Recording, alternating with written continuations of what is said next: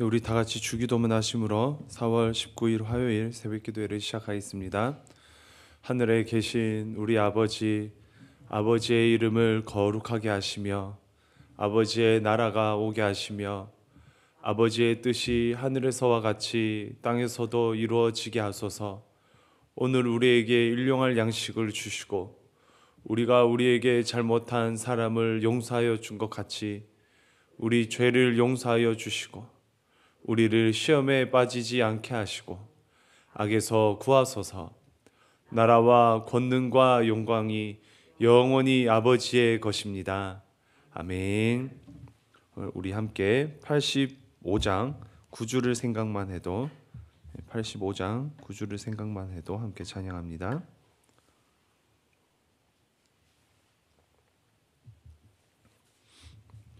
그 주를 생각만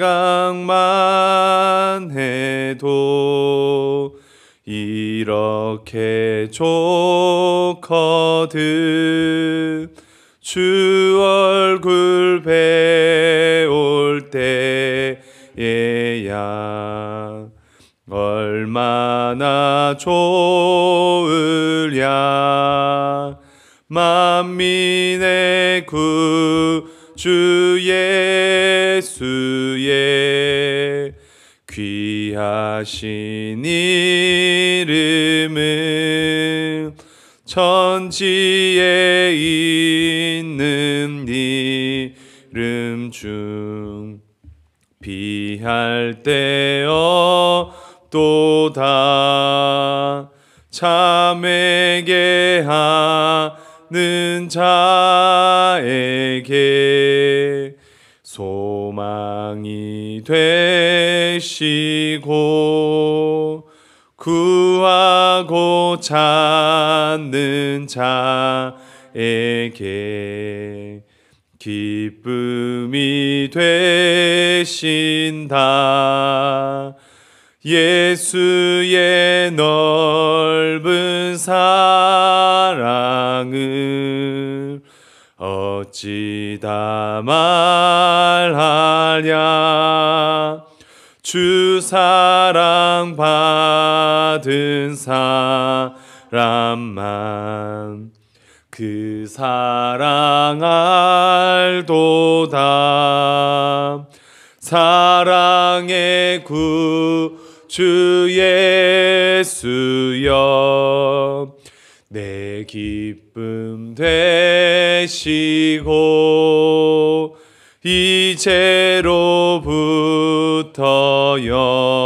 영원히 영광이 되소서. 아멘.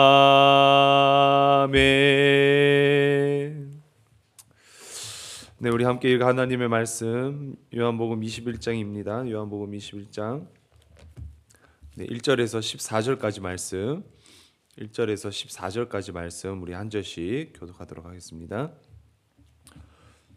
그 후에 예수께서 디베랴 호수에서 또 제자들에게 자기를 나타내셨으니 나타내신 일은 이러하니라.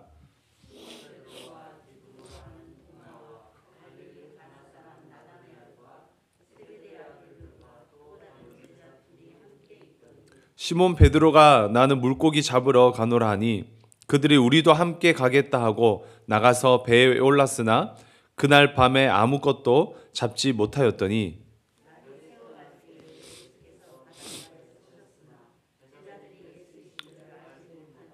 예수께서 이르시되 얘들아 너희에게 고기가 있느냐 대답하되 없나이다.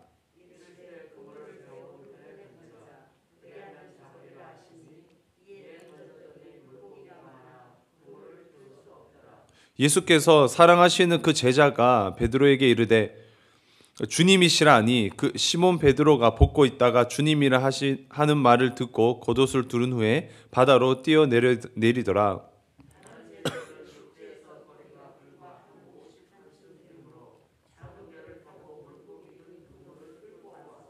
육지에 올라보니 숯불이 있는데 그 위에 생선이 놓였고 떡도 있더라. 시몬 베드로가 올라가서 그물을 육지에 끌어올리니 가득히 찬 큰 물고기가 백신 세 마리라 이같이 많으나 그물이 찢어지지 아니하였더라.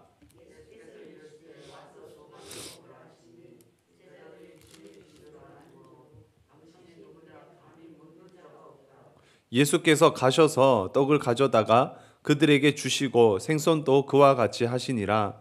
이것은 예수께서 죽은 자 가운데서 살아나신 후에 세 번째로 제자들에게 나타나신 것이라. 아멘. 가장 유명한 스토리 중 하나가 나옵니다. 저도 이 말씀을 가지고 예수님이 깊이 있게 만난 적이 있었는데 정말 많은 사람들이 힘을 얻어가는 그런 본문이죠.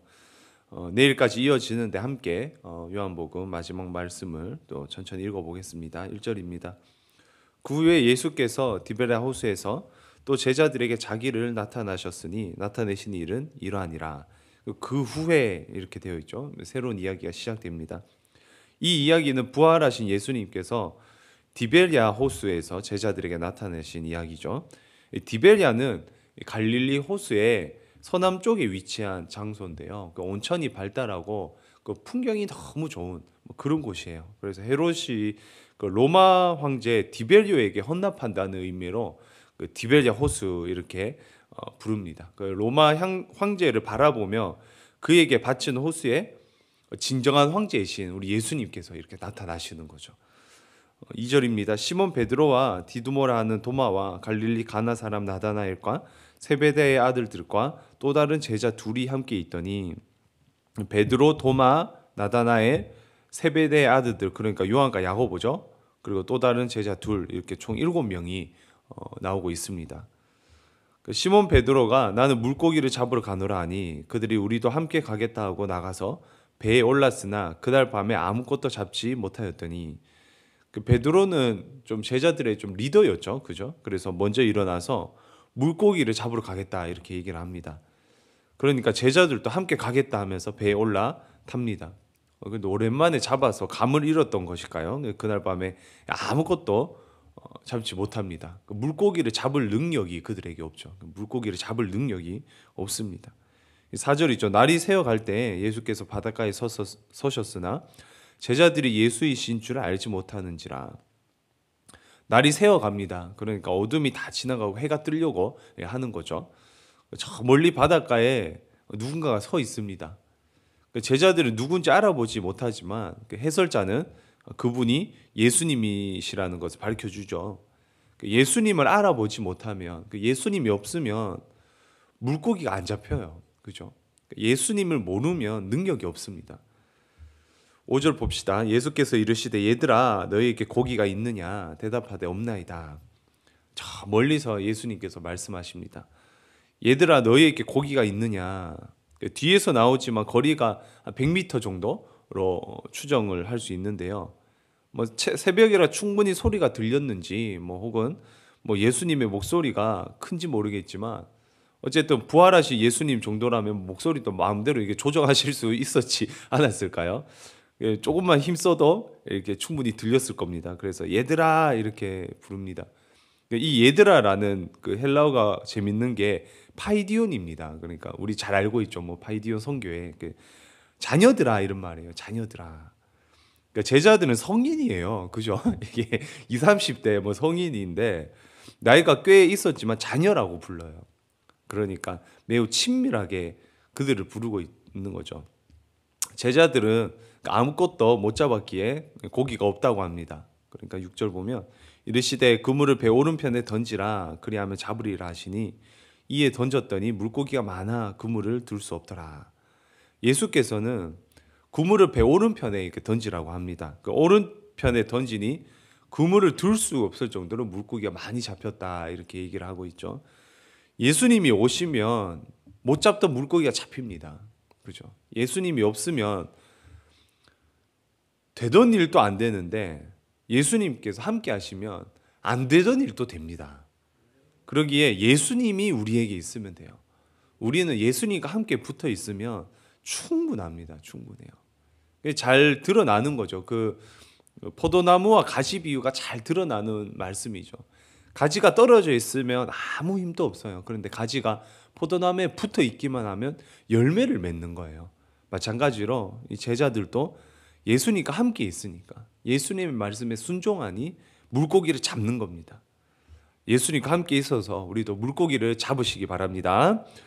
7절입니다. 예수께서 사랑하시는 그 제자가 베드로에게 이르되 주님이시라 하니 시몬 베드로가 볶고 있다가 주님이라 하는 말을 듣고 겉옷을 두른 후에 바다로 뛰어내리더라. 예수께서 사랑하시는 그 제자는 바로 예수님을 알아봅니다.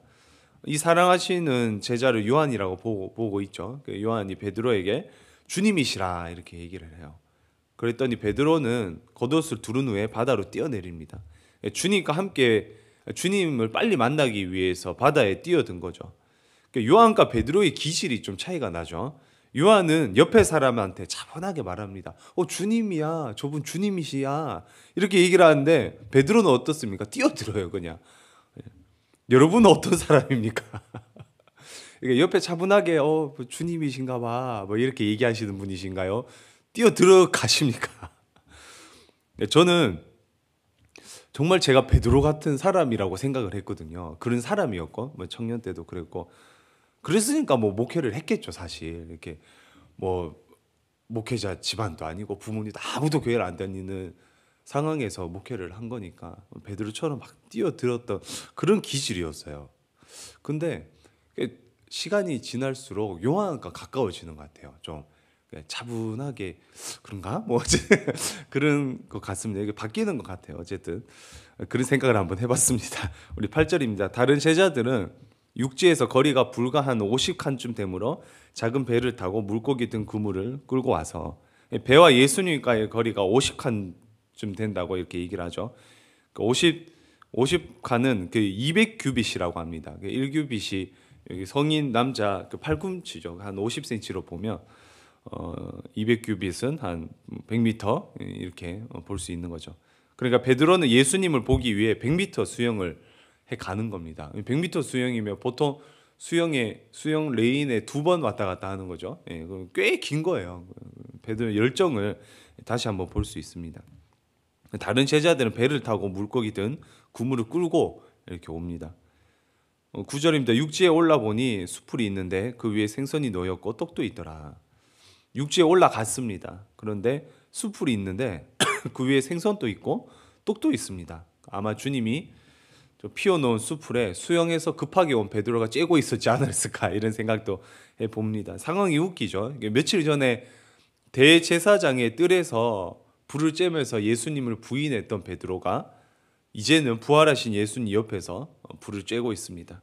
이게 은혜예요. 그죠? 이게 은혜예요. 이게 은혜예요. 며칠 전만 분명 한 달도 안 됐는데 그 불을 쬐면서 부인했던 베드로를 우리 주님께서 덮어주시고 같이 불을 쬐고 계시죠. 주님의 자비로우심이 느껴지는 그런 대목입니다. 예수께서 이르시되 지금 잡은 생선을 좀 가져오라 하시니 예수님께서는 잡은 생선을 좀 가져오라고 하십니다. 시몬 베드로가 올라가서 그물을 육지에 끌어올리니 가득히 찬 큰 물고기와 백신 3마리라 이같이 많으나 그물이 찢어지지 아니하였더라. 또 기적이 나오죠. 153마리 물고기를 잡았는데도 그물이 찢어지지 않습니다.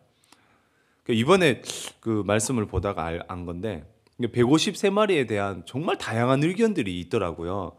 뭐 5가지 정도 이렇게 추측을 하던데 뭐 그렇게 중요한 건 아닌 것 같아서 뭐 이렇게 말씀은 굳이 저도 몰라도 되는 그런 거더라고요. 근데 가장 신뢰할 만한 의견은 그 1단위까지 정확한 숫자를 말하므로 분명히 목격한 사람이 있다. 이거는 진짜다. 이런 의미가 있는 것 같습니다. 예수님의 부활이 진짜다. 이런 의미. 그래서 모나미 팬이 153이죠. 그걸 보면서 예수님의 부활이 진짜구나. 이렇게 우리는 생각하면 좋을 것 같습니다. 12절입니다. 예수께서 이르시되 와서 조반을 먹으라 하시니 제자들이 주님이신 줄 아는 거로 당신이 누구냐 감히 묻는 자가 없더라. 예수님께서 오셔서 조반을 먹으라고 하십니다. 제자들은 주님이신지 알기에 누군지 감히 묻는 자가 없습니다. 한눈에 그를 알아보는 거죠. 그 음식을 하려면 뭐가 제일 중요합니까? 간을 잘 봐야 되죠. 그 맛을 느껴야 됩니다. 부활하면 계속 먹을 수 있는 것 같습니다. 얼마나 좋겠습니까? 계속 먹을 수 있으면. 할렐루야입니다. 할렐루야. 13절입니다. 예수께서 가셔서 떡을 가져다가 그들에게 주시고 생선도 그와 같이 하시니라. 예수님께서는 떡도 주시고 생선도 주십니다. 그 최후의 만찬 이후로 최고의 만찬을 보내고 있는 것 같습니다. 이거는 최후의 만찬이 아니라 최고의 만찬 같아요. 부활하신 주님은 제자들의 먹을 것을 챙겨 주십니다. 같이 식사하시고 부활할 때 또 같이 음식을 나누고 있는 거죠. 이것은 예수께서 죽은 자 가운데서 살아나신 후에 세 번째로 제자들에게 나타나신 것이라. 오늘 본문의 마지막이죠. 예수님께서 세 번째로 제자들에게 나타나신 이야기입니다. 제일 처음에는 도마 없는 그 제자들에게 나타나셨고, 두 번째는 도마에게 나타나셨고, 세 번째는 바다에 간 제자들, 이렇게 디베라 호수에서 나타나신 그 이야기가 나옵니다. 요한복음 21장은 영화의 에필로그 같은 역할을 해요. 뭐 쿠키 영상이라고 하죠. 뭐 요즘 영화 표현으로는 요한복음 다음에 사도행전에 들어가기 전에 그 이야기를 미리 보여주는 그런 장면입니다. 유명하듯이 뭐 내 양을 먹이라, 내 양을 치라 이렇게 제자들에게 명령을 하고 그 사도행전으로 이어져서 제자들이 교회를 만들고 정말 주님의 양을 치기 시작을 하죠. 그런 의미로 보면 사람을 낚는 어부여야 되는 그들은 물고기를 잡으러 갔어요. 하지만 예수님이 없으니 아무것도 낚지 못했습니다. 예수님께서 함께 하시니 153마리를 잡았어요. 그렇게 잡고도 그물이 찢어지지 않습니다. 그러니까 충분히 그 수를 감당했다는 거죠. 그죠? 매우 상징적인 말씀이 아닐까 싶습니다. 사람을 낚는 어부가 되는 방법은 주님과 함께 하는 거예요. 주님과 함께 하는 거. 주님과 함께 하면 숯불에 고기를 구워 먹고 떡도 먹으면서 즐겁게 그렇게 우리가 살 수 있는 겁니다. 결과는 덤이에요. 결과는 덤. 주님이 있으면 그것으로 사람도 낫고 좋은 일도 생기고 행복한 겁니다. 우리가 평생 품어야 되는 그런 그림인 것 같아요. 주님과 함께하면 풍성합니다. 주님과 함께하는 것이 풍성한 거예요. 어제 노예가 있어서 신의교회를 잠깐 갔다 왔는데 우리 권병철 장로님하고 같이 갔습니다. 여기서도 멋있으신데 여전히 신의교회 가서도 권병철 장로님이 제일 멋있더라고요. 저도 할렐루야. 다들 어떠냐고 저한테 물어보시는 겁니다. 뭐 힘들지 않냐, 뭐 다크서클이 많이 내려왔다, 뭐 살이 빠졌다. 제가 뭐라고 말했겠습니까? 너무 힘들어요 말했겠습니까? 너무 행복하다고 이렇게 얘기를 했어요. 진짜 진심으로 너무 행복해서 너무 행복하다고 얘기를 했는데 돌아오는 길에 노예 목사님들하고 식사를 하면서 한 목사님이 좀 사역지 때문에 기도를 하고 계시는데 얘기를 하시더라고요.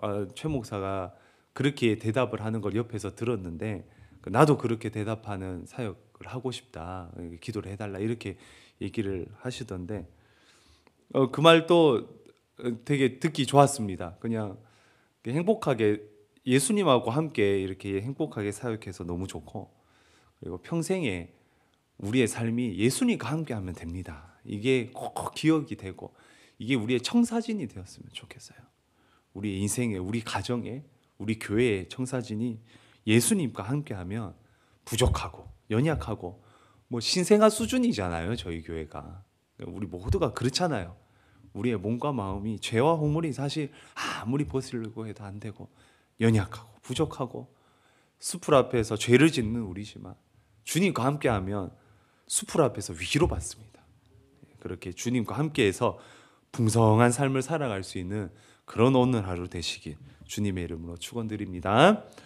함께 들은 말씀을 묵상하며 기도하도록 하겠습니다. 아버지 감사합니다.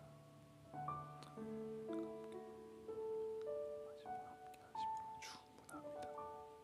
주님께 더 가까이 나아가게 하시고 아버지 아버지 앞에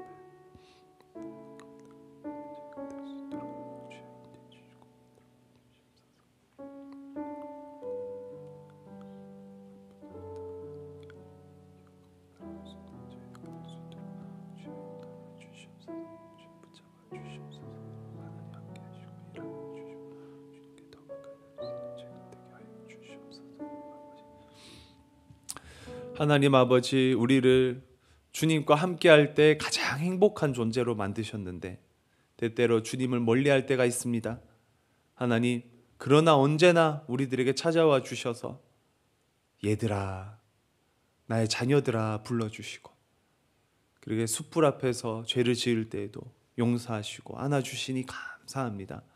사랑하는 새벽을 깨워 나온 우리 사랑하는 장로님, 권사님, 그리고 온라인으로 드리는 사랑하는 성도님들 기억하여 주시고, 하나님 날마다 주님과 함께함으로 기뻐할 수 있는 저희들 되게 하여 주시옵소서. 주님과 함께함이 기쁨인 줄 압니다.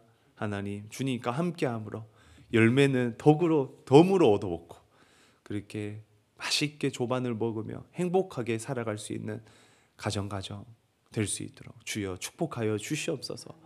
몸이 아프고 마음이 연약한 자들이 있습니까? 주님 기억하여 주시고, 여전히 큰 고민으로 기도하고 있는 사랑하는 성도들 기도 소리에 응답하여 주셔서 하나님, 살아계신 하나님을 경험하는 가정 되기 원합니다. 그렇게 역사하시고 인도하여 주시옵소서.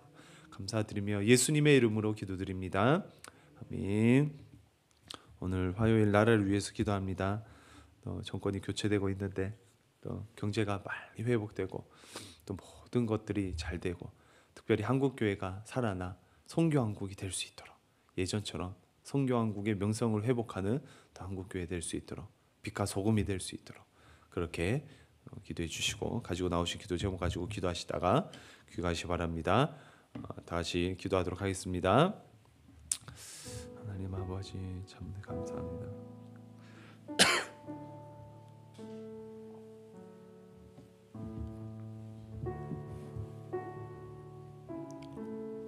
아버지 잡아주시고 아버지 인도해 주시니까 감사합니다.